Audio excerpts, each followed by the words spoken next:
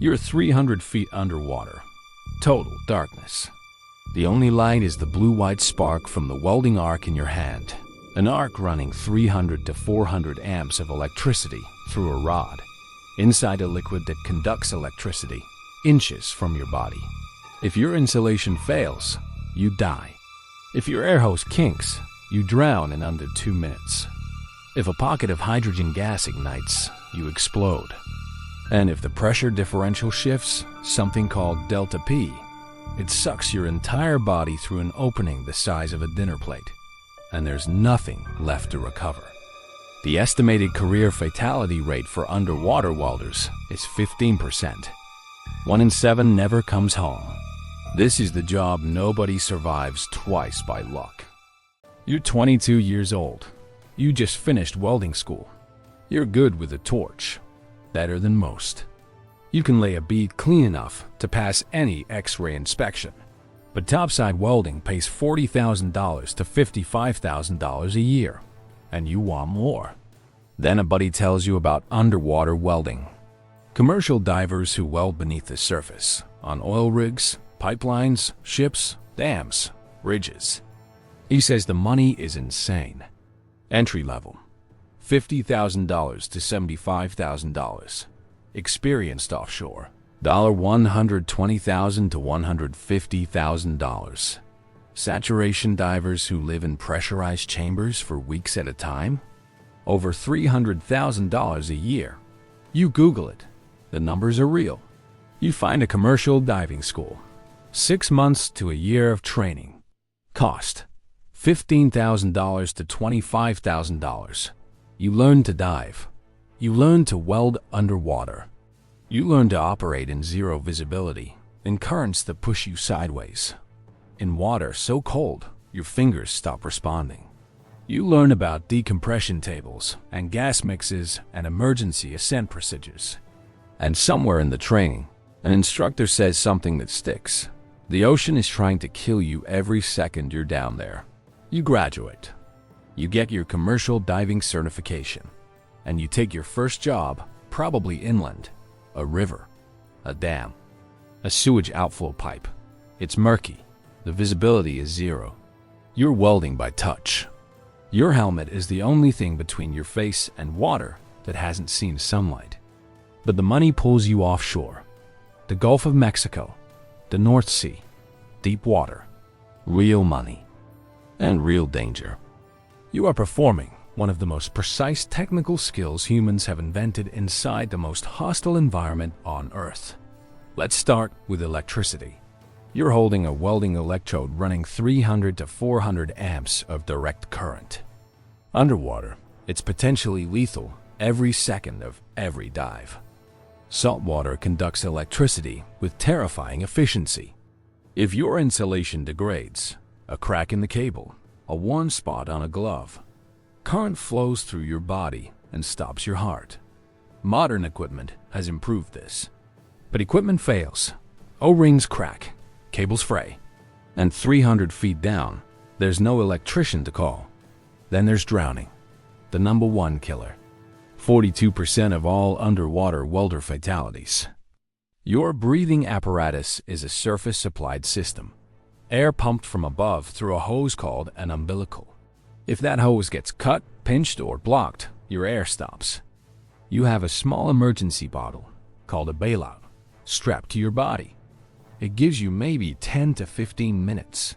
But 300 feet down, you can't just swim to the surface. You have to decompress. Skip decompression and nitrogen bubbles form in your blood, your spine, your brain. They call it the bends. It can paralyze you. So you're 300 feet down. Your air is gone, and you have to choose. Drown slowly or decompress properly. Sometimes the math doesn't work. And sometimes the ocean makes the choice for you. Then there's the thing that haunts every underwater welder's nightmares. Delta P differential pressure. It happens when water flows from a high-pressure area to a low-pressure area through an opening, a pipe, a drain, a crack in a hull. The force is invisible. You can't see it. You can't hear it. But if you get within range, it grabs you.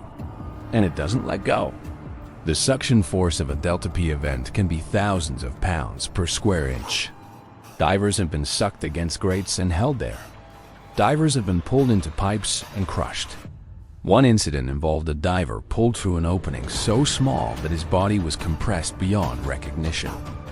Delta P accounts for 7% of all reported underwater welding accidents, but the ones it catches don't come back. There's a saying in commercial diving, Delta P, when it's got you, it's got you. And then there's the slow death. The one that doesn't happen on any single dive, but accumulates over years. Every time you dive, you expose your body to pressure that it was never designed to handle. At 300 feet, the pressure on your body is roughly 10 times what it is on the surface. Your joints compress.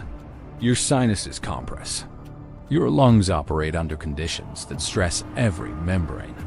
Over time, this causes damage, chronic joint pain, hearing loss from pressure changes, neurological damage from repeated micro-exposures to decompression stress. Some studies estimate the life expectancy of underwater welders at 35 to 40 years, compared to 78 for the general, yes, population. That number is debated. Others say the data is incomplete because the industry is too small to produce reliable statistics. But the divers themselves will tell you, your body knows, your knees know, your ears know, your brain knows. Saturation divers, the ones making $300,000, have it even worse. They live inside pressurized chambers for weeks at a time, breathing a mix of helium and oxygen. They're lowered into the water in a diving bell, work their shift, and return to the chamber. They never decompress until the job is done, sometimes 28 days later. For a month, they live in a metal tube the size of a closet with 1 or 2 other divers. The helium changes their voice. They sound like cartoon characters. The pressure changes how food tastes. Some things taste like metal. Some things taste like nothing. And the isolation is absolute. No phone calls, no sunlight, no fresh air. Just the hiss of the gas mix. And the knowledge that one valve failure could kill everyone inside in seconds. And for all of this, the electricity, the drowning, the delta P, the isolation, you get paid well. But the pay comes with a shelf life. Most underwater welders' bodies give out by their mid-40s, maybe earlier. Your knees can't take the pressure cycles. Your hearing deteriorates. Your joints ache in ways that don't respond to painkillers. One Gulf Coast diver said it best, "We're paid for risk, not skill." The day my kid was born, I took a 40% pay cut doing topside welding. Still here to watch her grow up. That quote tells you everything. A man who was willing to risk his life every day for $150,000 a year decided that seeing his daughter grow up was worth more. And that's the calculation every underwater welder eventually makes. Some make it in time, some don't. Years pass. You're 38 now. You've been diving for 15 years. You've done over 1,000 dives. Your left knee clicks every time you climb stairs. Your right ear has permanent tinnitus, a ringing that never stops. You've lost 2 friends. One drowned when his umbilical snagged on a structure and his bailout ran dry. The other, you don't talk about the other one. Nobody talks about the other one. You're making good money. $140,000 last year, but you're tired in a way that sleep doesn't fix. Your wife says you flinch in the bathtub sometimes. She doesn't know why. You do. It's the water. The dark water. Then one evening, you're sitting on the porch. Your son, maybe 15, walks out. He's been watching videos online. Divers welding in the deep. Sparks flying in the dark. He thinks it looks incredible. He sits next to you and says, "Dad, I want to do what you do. The money's crazy, right?" And your chest locks, because you hear the instructor's voice. The ocean is trying to kill you every second you're down there. And you think about the umbilical And the Delta B video they showed in training, the one nobody forgets. And your friend who didn't come back. And the ringing in your ear that plays right now as your son waits for an answer. And you want to say, the money isn't worth your body. It isn't worth the dreams where the water is black and rising. But he's 15, and he sees the truck in the driveway and the house you paid off. He doesn't see the knees. So you put your hand on his shoulder, and you say, the money's good, son. But the ocean takes a cut too, and the cycle continues.